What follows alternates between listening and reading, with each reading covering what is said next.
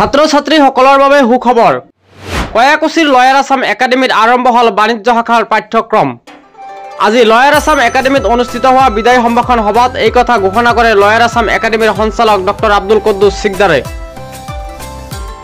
High school শিক্ষান্ত পৰীক্ষা আৰু উচ্চতৰ মাধ্যমিকৰ চূড়ান্ত পৰীক্ষাত অৱতীৰ্ণ হ'বলগীয়া ছাত্ৰ ছাত্ৰীক বিদায় সম্ভাষণ জনোৱাৰ উদ্দেশ্যে আয়োজন কৰা হয় বিদায় সম্ভাষণ সভা। বৰপেটা জিলাৰ কয়াকুছিস্থিত এক আগশাৰীৰ ব্যক্তিগত খণ্ডৰ শিক্ষা অনুষ্ঠান লয়াৰ আছাম একাডেমীত অনুষ্ঠিত হয় বিদায় সম্ভাষণ সভা।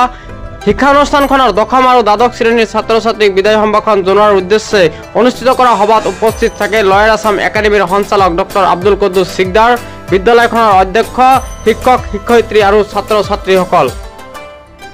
আজিৰ এই বিদায় সম্ভাষণ সভাত ছাত্ৰ ছাত্ৰীক উদ্দেশ্যে লয়াৰ আছাম একাডেমীৰ সঞ্চালক ডক্টৰ আব্দুল কুদ্দুছ সিকদাৰে গুৰুত্বপূৰ্ণ ভাষণ প্ৰদান কৰাৰ লগতে ছাত্ৰ ছাত্ৰীক শুভেচ্ছা জ্ঞাপন কৰে।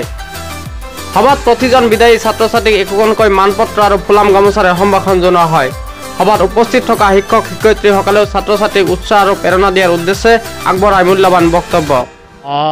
আজি লয়াৰ আছাম একাডেমী কয়াকুছিৰ দ্বাদশ আৰু দশম শ্ৰেণীৰ ছাত্ৰ ছাত্ৰীসকলৰ বিদায় সম্ভাষণ আৰু আশীৰ্বাদ সভাৰ আয়োজন কৰা হৈছে। আমাৰ এই বছৰ লয়াৰ আছাম একাডেমীৰ পৰা দ্বাদশ শ্ৰেণীত 116 গৰাকী আৰু দশম শ্ৰেণীৰ 18 গৰাকী ছাত্ৰ ছাত্ৰীয়ে তেওঁলোকে চূড়ান্ত পৰীক্ষাত অৱতীৰ্ণ হ'ব।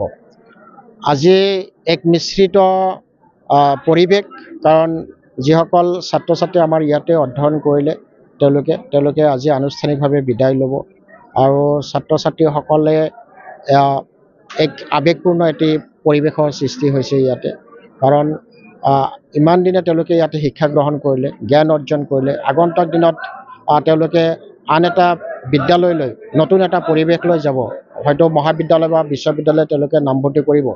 হয়, আমাৰ মনত দুখ আৰু আৱেগো লাগিছে, কাৰণ ছাত্ৰ ছাত্ৰীসকলক লৈ পেলাই আমি এটা পৰিয়ালৰ দৰে ইয়াতে আছিলোঁ আৰু এটা ভাল লাগিছে এইকাৰণেই যে তেওঁলোকে আগন্তুক দিনত হয়তো বিশ্ববিদ্যালয় নাইবা মহাবিদ্যালয়ত তেওঁলোকে নিজৰ যি লক্ষ্য আৰু উদ্দেশ্য তেওঁলোকে আগত ৰাখি হয়তো তেনেকুৱা এটা অনুষ্ঠান, ডাঙৰ অনুষ্ঠানলৈ তেওঁলোকে আগমন ঘটিব।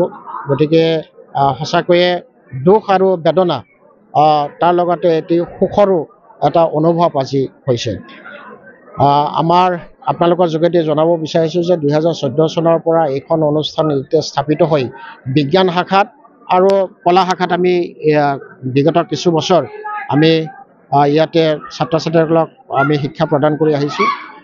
কিন্তু এটা বস্তু ভাল লাগিছে যে এই বছৰ আমাৰ আৰু এটা ষ্ট্ৰীম, মানে বিজ্ঞান, কলা আৰু বাণিজ্য, এই তিনিটা শাখাৰ যিখিনি চৰকাৰী যিখিনি নথিপত্ৰ কাৰ্য সেইখিনি ইতিমধ্যে আমাৰ সমাপন্ন হৈছে। আগন্তুক দিনত আমি হয়তো ইয়াতে বাণিজ্য শাখাটো আমি ইয়াতে সংলগ্ন কৰা হ'ব। গতিকে সেয়া কয়াকুছিবাসীৰ কাৰণে নিশ্চয় ভাল খবৰ, কাৰণ কয়াকুছি অঞ্চলত এনেকুৱা এটা যিটো সময়ত মানে বিজ্ঞান শাখাৰ তেনেকুৱা ধৰণৰ অনুষ্ঠানে নাছিলে।